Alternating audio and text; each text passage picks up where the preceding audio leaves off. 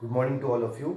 Last lecture में हमने देखा था selection of deep groove ball bearing from catalogue और उसका प्रोसेस देखा था, जिसमें हमको पता होना चाहिए कि बेयरिंग में कौन कौन सा रेडियल लोड और एक्सियल लोड आ रहा है। उसके बेसिस पे हम उसके डायनामिक लोड कैपेसिटी निकालते हैं और उस कैपेसिटी सी के बेसिस पे हम एक बेयरिंग सेलेक्ट करते हैं और उसके बाद में उसके डिज़ाइन को चेक करते हैं।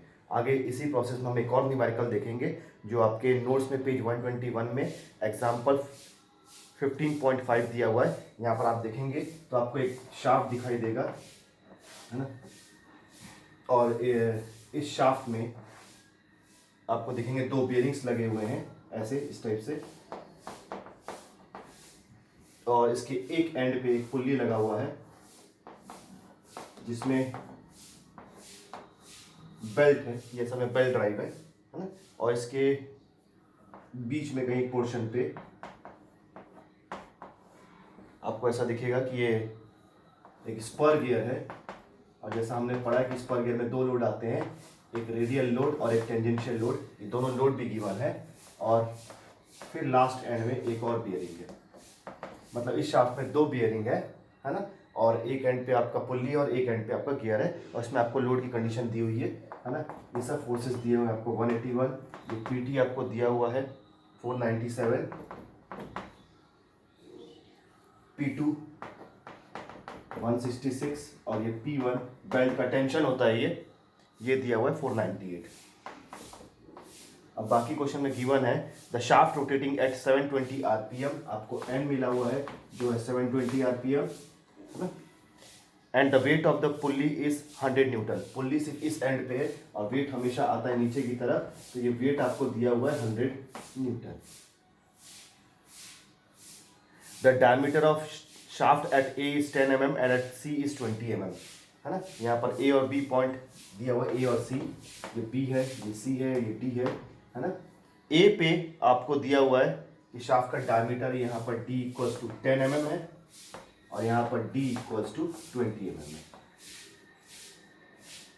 The expected life for 90% bearings is 8000 hours. 90% bearings का लाइफ आवर्स में दिया हुआ है आपको 8000। Select single row deep groove ball bearing at a and c, आपको ये दोनों पे बेयरिंग सेलेक्ट करना है।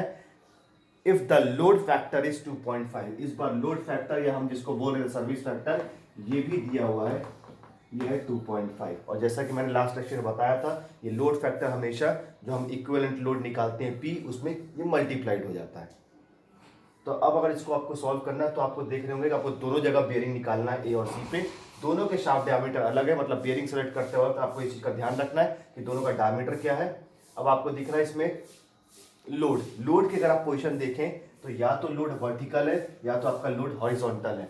मतलब अगर ये दोनों लोड को देखें, दोनों केस में यहाँ पर भी ये दोनों हॉरिजॉन्टल है तो कहीं से भी यहाँ पर ये वर्टिकल है, तो कोई भी लोड किसी भी गियर या पुल्ली में जो लोड दिख रहा होगा वो सारा लोड आपको शाफ्ट से परपेंडिकुलर दिख रहा होगा, शाफ्ट से पैरेलल कोई भी लोड नहीं दिख रहा होगा। इसका मतलब इस क्वेश्चन को आपको देखना पड़ेगा तो आपको समझ में आएगा कि सारे जो लोड है वो सब रेडियल लोड है। मतलब जो बियरिंग पर रिएक्शंस आएंगे वो भी या तो वर्टिकल आएंगे या तो हॉरिजॉन्टल आएंगे, और इनका जो रिजल्टेंट रिएक्शन निकालेंगे तो वो भी आपका शाफ्ट एक्सिस से परपेंडिकुलर ही आएगा।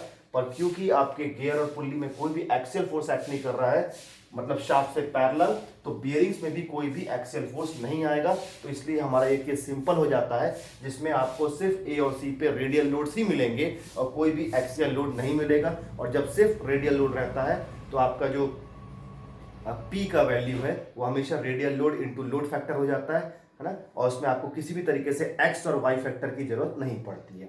तो ये चीज दिमाग में रखते हुए हम इसको आगे सॉल्व करेंगे। तो सबसे पहले हमको बियरिंग पर रिएक्शंस निकालने हैं। उसके लिए हम देखते थे, ये हमने शाफ्ट में भी किया कि वर्टिकल डायग्राम हम एज्यूम करते थे FR और FA की वैल्यू के लिए। तो हमने एक शाफ्ट बना लिया। अब इसमें अगर हम इसका फ्रंट व्यू देखें, है ना, तो हमको वर्टिकल लोड दिखेंगे। तो दिख रहा है एक ये वैल्यू है 181, यहाँ कहीं आ रही है, ठीक है ना। और एक यहाँ पर आ रहा है 100 न्यूटन, क्योंकि एक वेट ऑफ पुल्ली भी दिया हुआ है 100 का। तो आपको देखेंगे कि आपको सिर्फ दो ही वर्टिकल लोड दिखेंगे, एक PR, एक ये वैल्यू और एक ये।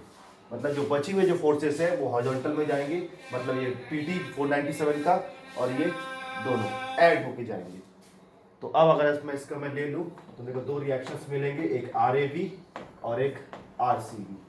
और आप अगर इसकी डिस्टेंसेस लेके इसको सॉल्व करेंगे तो आप इजीली इनकी वैल्यूज निकाल सकते हैं, जो कि आ रही है 48.6 और 232.4। वैसे अगर हम हॉरिजॉन्टल देखें तो हॉरिजॉन्टल में मतलब ये होता है टॉप व्यू, टॉप से देखेंगे तो ये PT इस तरफ से जा रहा है, मतलब यहां से मिलेगा ये 497 की वैल्यू, और ये दोनों फोर्स P1 और P2 भी उसी डायरेक्शन में जा रहे हैं, और ये दोनों ऐड हो जाएंगे, मतलब 166 प्लस 498 की वैल्यू आपको मिलेगी 664। और इसको भी अगर आप रिएक्शंस में निकालेंगे, है ना, तो मेरा रिएक्शन जो पॉजिटिव आ रहा है ये RAH एक आ रहा है जिसका मैग्नीट्यूड है 100.2, और ये मेरा RCH ऊपर से आ रहा है जो कि है 1261.2। अब हम रिजल्टेंट निकालेंगे ये दोनों का स्क्वायरिंग अंडर रूट करके, वैसे ही C पे भी वही चीज करेंगे। तो हमारा जो RA रिएक्शन है ये फाइनली आ रहा है 111.36, और RC आ रहा है इनका स्क्वायरिंग अंडर रूट करके 1282.43।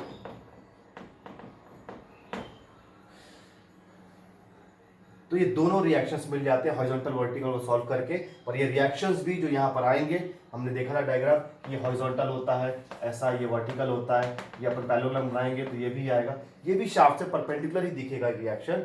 और परपेंडिकुलर कोई फोर्स होता है बियरिंग का तो वो रेडियली कहलाता है, इसमें कोई भी एक्सेल फोर्स नहीं है ना। तो इससे हमको ये पता चल जाता है, अगर मैं ये लिखूं कि रेडियल फोर्स एट ए, जिसको मैं ये नोटेशन दे रहा हूं FRA, रेडियल फोर्स एट ए, इसकी वैल्यू आएगी 111.36, लेकिन उसी पे एक्सियल फोर्स की वैल्यू हो जाएगी 0। ये हो गई ए की कंडीशन, तो मैं यहां लिख दे रहा हूं एट ए। वैसी एट बी की कंडीशन अगर आप देखेंगे तो FRB की वैल्यू आएगी, सॉरी FRC की वैल्यू आएगी 1282.43, और इसमें भी FAC की वैल्यू हो जाएगी 0, मतलब कोई एक्सियल फोर्स नहीं है, ये आपको मेंशन करना पड़ेगा। तो ये आपको वैल्यूज मिल जाती हैं FR और FC की, है ना। अब नेक्स्ट है हमको बियरिंग सेलेक्ट करना, तो उसके लिए हम बारी बारी करेंगे, है ना। आपका स्टेप 2 में जाएंगे, dynamic load capacity and selection of bearing. तो सबसे पहले एट ए, बियरिंग ए पे आपको सेलेक्ट करना है। तो ए का आपको रेडियल फोर्स और एक्सेल फोर्स है ना।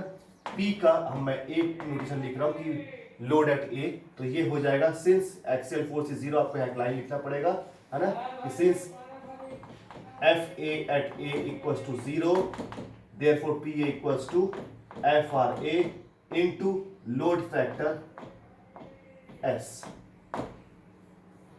अगर ये लोड फैक्टर नहीं रहता तो PA इक्वल्स टू FRA होता और उसकी वैल्यू मिल जाती।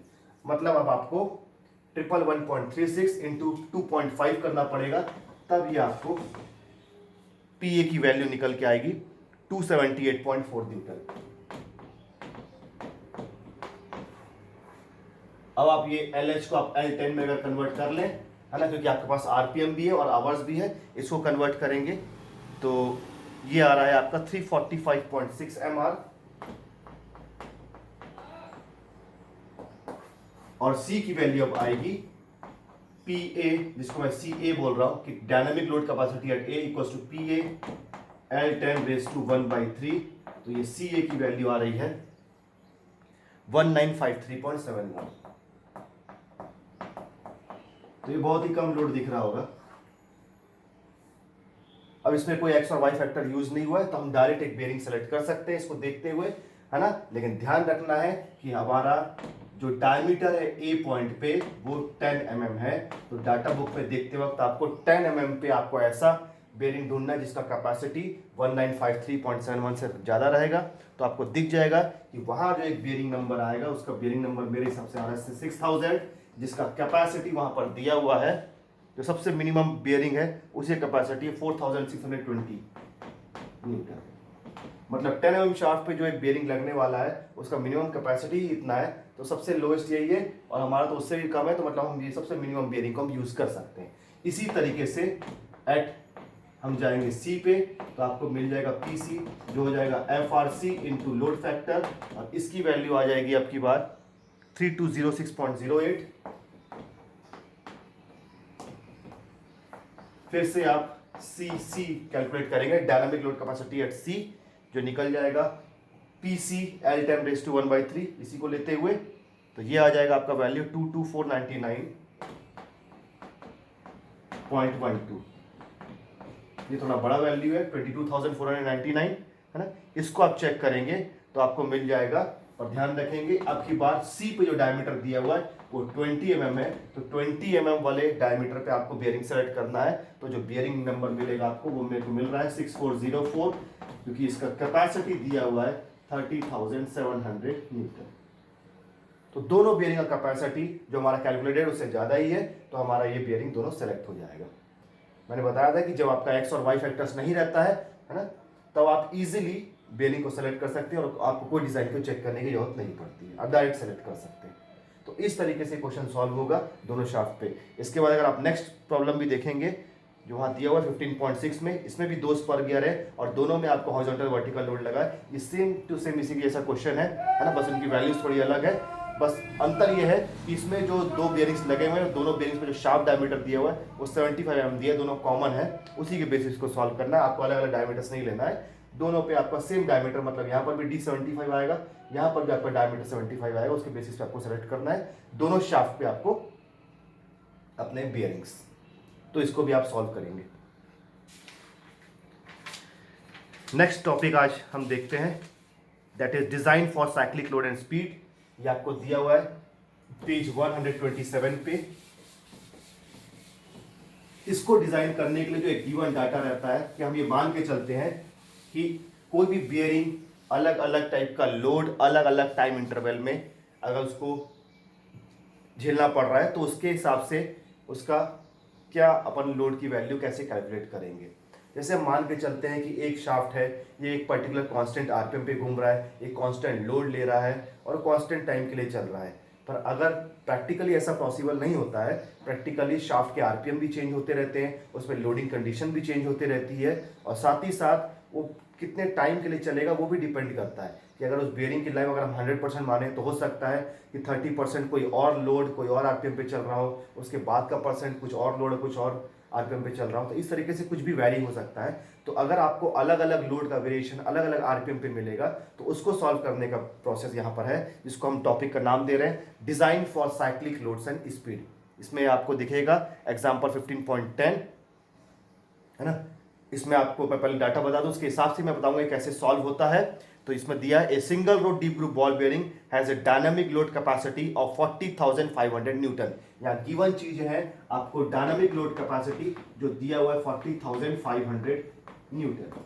तो आपको सी की वैल्यू निकाल के दे दिया है, जो डायनामिक लोड कैपेसिटी है वो 40,500 न्यूटन है, and operates on following work cycle.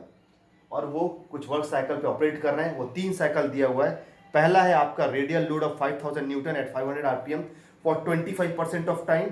इसी तरीके से नेक्स्ट है radial load of 10,000 newton at 700 RPM for 50% of time. और तीसरा है radial load of 7000 newton at 400 RPM for 25% of time. मतलब अलग अलग टाइम इंटरवल्स पे अलग अलग परसेंटेज टाइम पे अलग आरपीएम पे अलग लोड आपको दिख रहा होगा। लेकिन अगर आप ध्यान देंगे फिर से इसमें, तो आपको सिर्फ और सिर्फ रेडियल लोड ही दिखेगा, इसमें कहीं पर भी एक्सियल लोड नहीं आ रहा है। तो हमारा ये कैलकुलेशन थोड़ा ईजी हो जाएगा। और लास्ट आपको पूछा है calculate the expected life of bearing in hours. हमको अब यहाँ पर बियरिंग का लाइफ निकालना है आवर्स में। तो अब हम अगर सबसे पहले इसका हम फॉर्मूला बनाएंगे, हमको लाइफ निकालना है आवर्स में, मतलब हमको सबसे पहले लाइफ पता होनी चाहिए। इक्वेशंस में जो लाइफ यूज होता है वो आपका एमआर में रहता है, और लाइफ का इक्वेशन सी के साथ अगर हम रिलेट करें तो होता है पी L10⁻⁴। अब अगर इस इक्वेशन में देखें तो इस इक्वेशन में आपको L10 निकालना है ना, और L10 जो निकल के आएगा वो MR में रहेगा, और उसको हम इजीली एक फॉर्मूले से कन्वर्ट कर सकते हैं आवर्स में। पर L10 निकालने के लिए हमको जरूरत पड़ेगी P और C की। यहाँ पर ये C गिवन है आपको क्वेश्चन में, लेकिन P की वैल्यू आपको गिवन नहीं है, और P आपको बहुत तरीके से अलग अलग दिया है। तो सबसे पहले हमको यहाँ पर P निकालना पड़ेगा। अब साइक्लिक लोड के केस पे इस नोटेशन को थोड़ा चेंज करते हैं, इसको बोलते हैं इक्विवेलेंट मीन लोड। तो इसके हम यूज करेंगे PE, इसकी वैल्यू निकालेंगे, क्योंकि अलग अलग टाइम इंटरवल पे अलग अलग लोड आ रहा है। तो अब की बात हम इसको एक पी डिनोशन से नोट करेंगे। तो आपका पहला स्टेप बन जाएगा to find out the value of equivalent mean load P. और इसको सॉल्व करने का, इसकी वैल्यू निकालने का सबसे इजी तरीका है, आपको एक टेबल बनाना पड़ेगा, है ना, जिसमें सबसे पहले आपको आपके नंबर ऑफ वर्क साइकिल्स लिखने पड़ेंगे, उसका सीरियल नंबर। मतलब अगर मैं सीरियल नंबर लिखूं तो मेरे को दिख रहा होगा मेरे पास 3 साइकिल्स है। उसके बाद उस पर लगने वाला लोड, तो रेडियल लोड है उसके पास न्यूटन में, और रेडियल लोड तीनों में के लिए दिया हुआ है 5000, 10000, 7000।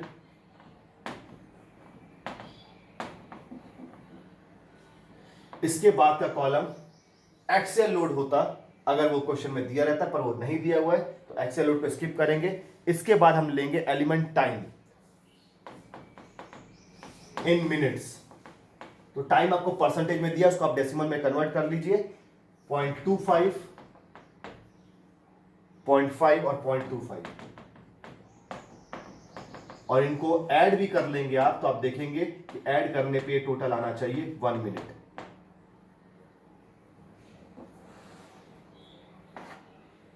नेक्स्ट आपको है स्पीड, जो जनरली आरपीएम में ही रहती है।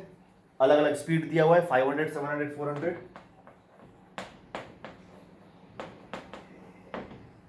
और एक लास्ट कॉलम आपको मिलेगा नंबर ऑफ रिवॉल्यूशंस का, जिसको हम डिनोट करेंगे कैपिटल एन से। तो नंबर ऑफ रिवॉल्यूशंस मतलब कि अगर 500 आरपीएम पे इतने टाइम तक चल रहा है तो उसका नंबर ऑफ रिवॉल्यूशंस क्या होगा। इसके लिए सिंपल प्रोसेस है, आपको टाइम और स्पीड को मल्टीप्लाई करना है, तो आपको एक वैल्यू मिल जाएगी, that is number of revolutions. ये आ रहा होगा, अगर 500 इंटू 0.25 करेंगे तो ये आ रहा है 125। उसके बाद 700 इंटू 0.5 ये आ जाएगा आपका 350, और 400 इंटू 0.25 करेंगे तो ये आ जाएगा 100। और ये तीनों का अगर आप ऐड करेंगे तो आपका टोटल आ रहा है 575 रिवॉल्यूशंस। मतलब ऑन द एवरेज इस बेयरिंग को घूमना पड़ रहा है 575 रिवॉल्यूशंस। और अगर हम इसी टेबल को देखें तो इससे सबसे पहली वैल्यू जो हमको मिलेगी वो मिलेगी आरपीएम की, एन की वैल्यू, है ना, जो दिख रही है आपको कि ये बेयरिंग 575 रिवॉल्यूशन है। ध्यान रखेंगे सिर्फ नंबर ऑफ रिवॉल्यूशंस है और टाइम यहां पर है, तो मतलब इसका एवरेज है 575 रिवॉल्यूशंस इन 1 मिनट, और इसी को हम आरपीएम के टर्म्स में बोलते हैं 575 रिवॉल्यूशंस पर मिनट आरपीएम। तो इस टेबल से आपको एक अप्रॉक्सीमेट आरपीएम मिल जाएगा, और इसी आरपीएम की जरूरत पड़ेगी आपको एक जगह पे, जहां पर आपको आपका रेटिंग लाइफ को मिलियन रिवॉल्यूशन से आवर्स में जब कन्वर्ट करने की जरूरत पड़ेगी, वहां जो आरपीएम की एन की जरूरत पड़ेगी वो आप उस टाइम में यही रखेंगे 575। अब अगर ये अलग अलग लोड्स को आप देख रहे हैं, है ना, जिसको हमको एक इक्विवेलेंट लोड बनाना है, तो इसका इक्वेशन आपका दिया हुआ है पेज नंबर डाटा बुक में 15.2, है ना। यहां पर आपको दिख जाएगा, एक हेडिंग भी है साइक्लिक लोड एंड स्पीड्स करके, और वहां पर ये पी का जो फॉर्मूला दिया हुआ है वो कुछ इस तरीके से दिया हुआ है, that is cube root of n1 p1 cube plus n2 p2 cube plus so on upon n1 plus n2 plus so on. इस टाइप का कुछ दिया हुआ है, मतलब that is summation of n1 p1 cube upon summation of number of revolutions, और ये पूरा चीज रहता है क्यूब रूट में। ये बहुत सिंपल सा फॉर्मूला है जिसको हमको यूज करना है, क्योंकि ये डिपेंड करता है कि आपको क्वेश्चन में कितने साइकिल्स दिए हैं, 2 साइकिल या 3 साइकिल या 4 साइकिल है, उसके हिसाब से हम इस इक्वेशन को बनाएंगे। तो यहां पर अब हम अगर p की वैल्यू निकालें तो आपको दिख रहा होगा कि आपकी सिर्फ 3 ही साइकिल है, तो अगर क्यूब रूट में जाए तो ये आ जाएगा आपका n1 p1 cube plus n2 p2 cube plus n3 p3 cube upon n1 plus n2 plus n3। अब इन नोटेशंस को अगर आप ध्यान से देखेंगे तो इसमें से आपको n1, n2 और n3 पता है, यही बन जाएंगे आपके number of revolutions at 1, number of revolutions at 2 and number of revolutions at 3। मतलब ऊपर न्यूमरेटर के लिए भी आपको n1, n2, n3 मिल गया है, और तीनों नीचे जो इनका एडिशन है वो भी आपको मिला हुआ है 575। यहां पर आप अगर तीनों को ऐड करके रखेंगे तो 575 लिखेंगे। बच जाता है आपका p1, p2 और p3 की वैल्यू, है ना। तो इसको देखेंगे आप, और ये वही सेम प्रोसेस से है आपका कि P1 होता है आपका XFR प्लस YFA, और अगर 1 डाला रहेगा तो XFR1 प्लस वाई FA1 के हिसाब से बनेगा। पर यहां पर अगर आप ये देखेंगे, ये पहला लोड है, दैट इज P1 यहीं से निकल के आएगा, तो इसमें सिर्फ FR है, तो इसका मतलब P1 इक्वल टू बन जाएगा FR1, क्योंकि एक्सेल लोड नहीं रहता है तो वही आपका रेडियल लोड ही आपका इक्विवेलेंट लोड बनता है। तो ये आ जाएगा आपका 5000 न्यूटन। P2 जो कि हो जाएगा FR2, क्योंकि यहां पर इसमें भी कोई एक्सेल लोड नहीं है, ये आ जाएगा आपका 10,000 न्यूटन। और P3 ये आ जाएगा FR3 इक्वल टू 7,000 न्यूटन। तो इस तरीके से आपका तीनों लोड भी आपको P1, P2, P3 मिल जाएगा। ये प्रोसेस इसलिए सिंपल है क्योंकि इसमें कोई एक्सेल लोड नहीं दिया। अगर एक्सेल लोड दिया रहता तो हमको एक्स और वाई फैक्टर्स की जरूरत पड़ती और उसके बाद ये P की वैल्यू निकलती, जिसको हम पुट अप करते इक्विवेलेंट मीन लोड के इक्वेशन में। तो यहां पर आप इसको इजीली रख सकते हैं। तो ये P की वैल्यू जो है वो निकल के आ रही है 8860.06 न्यूटन। तो ये आपका पहला स्टेप बन जाता है P का। अब इसके बाद हमारा प्रोसेस सिंपल हो जाएगा। हमारे पास इक्विवेलेंट लोड है, मैंने बताया था इक्विवेलेंट लोड मिल गया है और सी क्वेश्चन में गिवन है। तो हम सीधा स्टेप 2 में हमको जो निकालने बोला है कि लाइफ इन आवर्स आपको निकालना है, जिसको हम बोलते हैं LH। तो सबसे पहले लाइफ इन MR निकाल लेंगे इस इक्वेशन का यूज करके। C equals to P L10 raise to 1/3 इसको यूज करेंगे, है ना। यहाँ P की वैल्यू रखेंगे और C जो आपको गिवन है 40,500, इसको सॉल्व करेंगे तो L10 की वैल्यू आपकी आ रही है 95.51 MR आ रही होगी। और L10 का जो कन्वर्जन वाला इक्वेशन था टू आवर्स में, उसी को यूज करेंगे हम अब की बार आवर्स में निकालने के लिए, और उसको आवर्स में निकालेंगे तो आपका LH की वैल्यू आएगी 2768.42।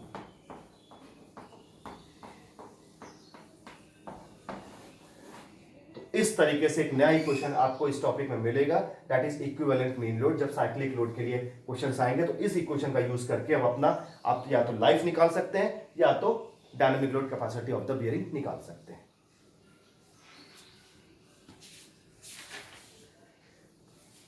इसी तरीके से आप देखेंगे नेक्स्ट क्वेश्चन जो एग्जांपल 15.11 दिया हुआ है, इसमें भी दिया हुआ है a ball bearing operates on a following work cycle. अगर तीनों को देखेंगे तो आपको इसमें भी तीनों रेडियल लोड ही दिखेंगे, है ना। अब पूछा है इसमें the expected life of 90% bearing is 10,000 hours, है ना। इसमें अब आपको आवर्स में आपको लाइफ दे दिया है, एक्सपेक्टेड लाइफ मतलब LH इक्वल्स टू हो गया 10,000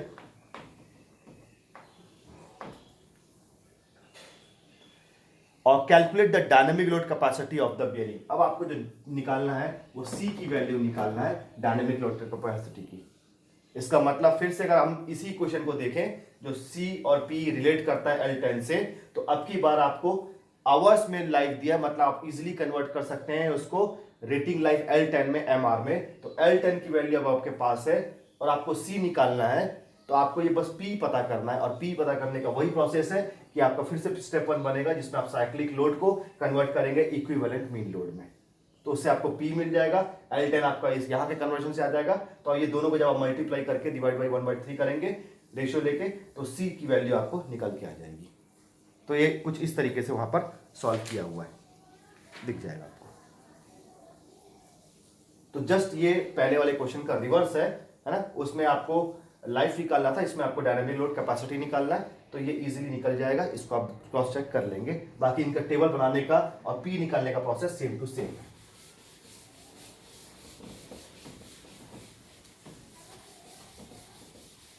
नेक्स्ट एक इंपॉर्टेंट क्वेश्चन देखेंगे हम, एग्जांपल 15.12 में दिया हुआ है ना। A single row deep groove ball bearing has following work cycle. यहां पर दो अलग अलग पार्ट्स दिए हुए हैं, उसमें ड्यूरेशन है, इसमें रेडियल लोड भी है, एक्सियल लोड भी है ना, और स्पीड भी दिया हुआ है।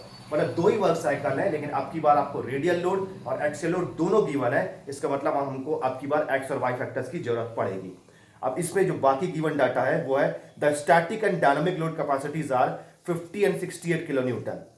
अब की बार आपको बियरिंग की स्टैटिक कैपेसिटी, जिसको हम डिनोट करते हैं C0 से, ये दिया हुआ है, ये आती है 50 किलो न्यूटन है, मतलब ये हो जाएगा 50,000 न्यूटन। और जो डायनामिक कैपेसिटी है, ये ध्यान रखेंगे दोनों को वैल्यूज को, ये है C की वैल्यू, ये आपको 68 किलो न्यूटन मतलब 68,000 न्यूटन की वैल्यू दी हुई है। अब आपको फिर से पूछा है calculate the expected life in hours. आपको फिर से निकालना है LH की वैल्यू। तो पहले आप इक्वेशंस बना लीजिए कि आपको इक्वेशंस में मालूम है कि C इक्वल्स टू होता है T L10 रेज टू 1/3। इसका मतलब आपके पास C की वैल्यू है ना। आपको ये लाइफ आवर्स में निकालना, और लाइफ आवर्स में तब निकलती है जब आपको MR में पता चल जाए लाइफ। तो अगर L10 आपको फाइंड आउट करना है तो C की वैल्यू और P की वैल्यू फाइंड आउट होनी चाहिए। आपको C क्वेश्चन में दिया है, फिर से आपको P की जरूरत पड़ेगी, जो आप साइक्लिक लोड के इक्वेशन को सॉल्व करके है ना उसको टेबल बना के P की वैल्यू निकाल लेंगे, और ये दोनों जब डाटा रहेगा तो आपका लाइफ निकल जाएगा। इसी इक्वेशन को फॉलो करते हुए आपको लाइफ इन आवर्स निकालना है। तो मतलब सबसे आपको पहला स्टेप आपका फिर से बन जाएगा कि आपको P की वैल्यू निकालनी है। अब की बार आपको फिर से टेबल बनाना है। तो इस टेबल को बनाते हुए आपको ध्यान रखना है ना, कि इसमें आपकी बार ये हो गया ये पार्ट, इसमें दो ही पार्ट दिए हुए हैं, पार्ट 1 और पार्ट 2। इसके बाद आपका है FR radial load in newton. FR की वैल्यू दी हुई है 45,000 और 15,000। ध्यान रखेंगे इस ये क्वेश्चन में सारा लोड किलो न्यूटन में दिया हुआ है, आपको इसको न्यूटन में चेंज करके टेबल में लिखना है ना। वहां पर रेडियल लोड भी किलो न्यूटन में है क्वेश्चन में, और एक्सियल लोड भी किलो न्यूटन में। मैं इसको न्यूटन में चेंज करके लिख रहा हूं, इसलिए मैंने नेक्स्ट बताया था आपको एक्सियल लोड की जरूरत पड़ेगी। एक्सियल लोड भी अलग अलग है, 12,500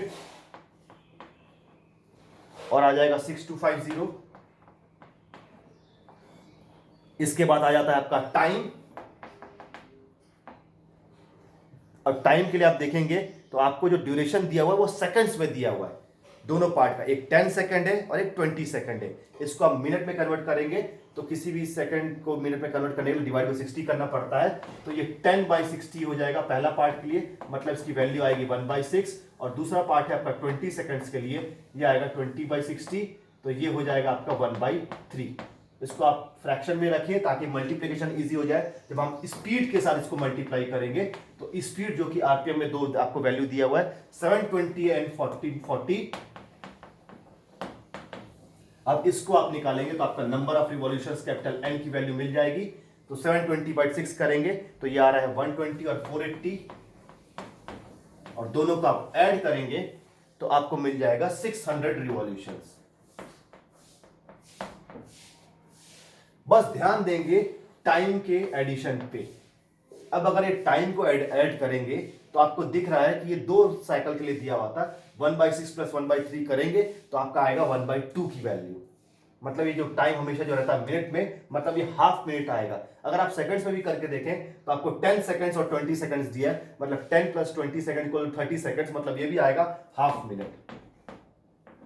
तो हम हमेशा आरपीएम ले रहे थे इससे, लेकिन ध्यान रखेंगे आरपीएम का मतलब होता है रिवॉल्यूशन पर मिनट, और यहां पर आपको दिख रहा है that the bearing is rotating for 600 revolutions in half minute.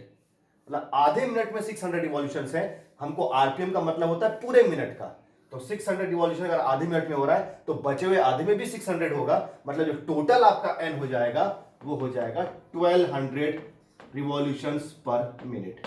इस चीज का खास तौर पर ध्यान रखेंगे, क्वेश्चन इसलिए इंपॉर्टेंट है क्योंकि आपको हाफ मिनट का साइकिल दिया हुआ है तो रिवॉल्यूशंस भी हाफ मिनट का ही निकलेगा। इसको आपको फुल मिनट में कन्वर्ट करना है तो वो जस्ट डबल हो जाएगा, तो 1200 आरपीएम मिलेगा। तो आप जब भी यहाँ पर आपको L10 को LH में जब कन्वर्ट करेंगे तो उसमें जो आरपीएम लेंगे वो 1200 लेंगे, इसका ध्यान रखेंगे। अब हमको जरूरत है P निकालने के लिए, बारी बारी आपको P1 और P2 की वैल्यू चाहिए, है ना। तो यहां पर चूंकि रेडियल लोड और एक्सियल लोड अलग अलग है, इसलिए हमको अलग अलग पार्ट से हमको लेना पड़ेगा।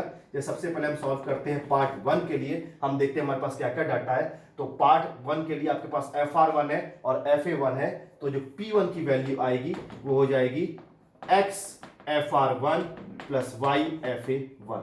अब 1 को देखेंगे तो ये सबसे पहले बेसिक इक्वेशन लिखेंगे, ये आ जाएगा आपका P1 का वैल्यू। अब आपके पास FR1 और FA1 है, और X और Y के लिए मैंने आपको बताया था कि X और Y आपका तब निकल सकता है जब आपके पास बेयरिंग का स्टैटिक कैपेसिटी C0 की वैल्यू हो, तो एग्जैक्टली निकल सकता है। और अगर वो वैल्यू नहीं रहेगा C0 तो हमको फिर एज्यूम करके X और Y की वैल्यू लेनी पड़ेगी। लेकिन यहां पर आपको क्वेश्चन में दिख रहा है कि C0 की वैल्यू आपको दिया हुआ है, इस बेयरिंग में जो स्टैटिक कैपेसिटी है दिया हुआ है 50,000 न्यूटन। इसका मतलब हम डायरेक्टली X और Y की वैल्यू एग्जैक्ट तरीके से निकाल सकते हैं उस E की वैल्यू को निकालते हुए। तो हम सबसे पहले निकालेंगे FA1/C0, मतलब इस 1 पॉइंट का एक्सियल लोड डिवाइड बाय आप C0 करेंगे तो इसकी वैल्यू आपको निकल के आएगी, जो दिख रहा होगा 0.25। याद होगा मैंने बताया था कि जैसे हम सबसे पहले ई की वैल्यू निकालते हैं और इसका चेक करते हैं कि एक्स और वाई दो बार दिया हुआ है कि आपका f A by F r less then 1 है, लेस देन ई है या ग्रेटर देन ई है, तो हमको सबसे पहले ई की वैल्यू चाहिए रहेगी। तो ई की वैल्यू के लिए जरूरत पड़ती है F A by C naught. अब इसको आप टेबल पे देखेंगे, 5 से 15.6 के जो आपका 15.6 के जो पेज में टेबल था उसमें देखेंगे तो F A by C naught 0.25 आपको आया है। तो यहां से अगर आप देखेंगे तो F A by C naught की वैल्यू आपको दिखेगी 0.25, उसके करस्पॉन्डिंग ई की वैल्यू आ रही है 0.37। तो ये है आपका ई का वैल्यू। तो इसी ई को आपको क्रॉस चेक करना है कि F A by F R कितना आ रहा है। तो अब मैं कैलकुलेट करूंगा F a one upon F r one. ध्यान रखिए पार्ट 1 का ही चल रहा है इसलिए 1 का ही लेंगे, मतलब 12,500 डिवाइड बाई 45,000 अगर आप करेंगे तो ये इसकी वैल्यू आती है 0.278। अब आपको ये दोनों को ऑब्जर्व करना है कि आपका f A by F R की वैल्यू ई से कम है कि ज्यादा है। तो यहां दिख रहा है ये 0.27 है, ये 0.37 है, इसका मतलब f a one by F r one is greater than e होगा, sorry is less than e. F a one by F r one is less than e. और जब लेस देन ई होता है तो आपको टेबल में दिख रहा होगा अगर लेस देन ई है तो एक्स और वाई की वैल्यू कांस्टेंट है, जिसमें एक्स की वैल्यू है आपका 1 और कैपिटल वाई की वैल्यू है 0। और इसी को अगर आप पुट करेंगे y को 0 और x को आपको 1 रखना है तो आपको P1 FR1 के बराबर ही मिलेगा। मतलब यहां P1 की वैल्यू आ जाएगी 45,000।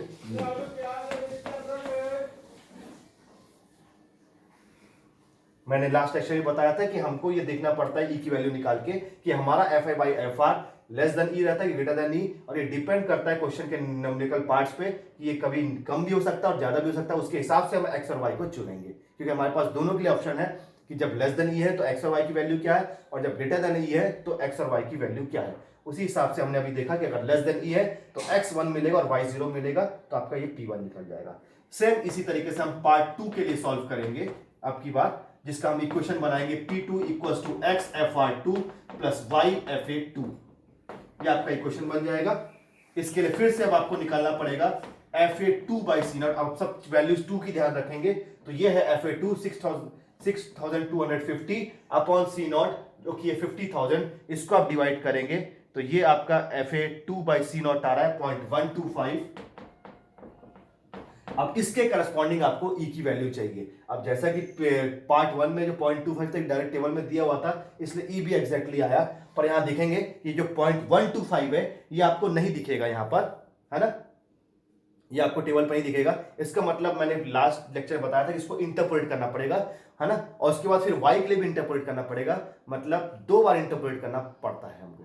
तो पर यहां पर हम अपना एक इंटरपोलेशन बचा सकते हैं सिंपल ऑब्जर्वेशन करके, क्योंकि आपको ई की वैल्यू सिर्फ कंपेयर करने के लिए चाहिए रहती है और इससे ज्यादा कुछ नहीं कि वो F A by F R से कम है कि ज्यादा है। ई की वैल्यू सिर्फ कंपेयर करने के लिए चाहिए रहती है, किसी न्यूमेरिकल या किसी इक्वेशन में यूज नहीं होता है। ई की वैल्यू आपको सिर्फ कंपेयर करना है कि F A by F R axial force upon radial force से ये कम रहेगा कि ज्यादा रहेगा।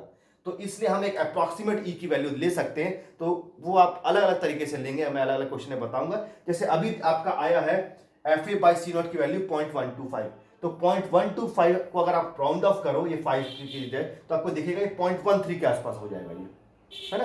तो वो 0.13 आपको इसमें दिया हुआ है F A by C naught, इसलिए मैंने वहां पर नोट्स में भी आपके लिख दिया है 0.13 पे आपका ई की वैल्यू आ रही है 0.31। और यहां पर अगर आप अप्रॉक्सीमेट वैल्यू लिख रहे हैं तो आपको लिखना पड़ेगा दैट इज अप्रॉक्सीमेट वैल्यू।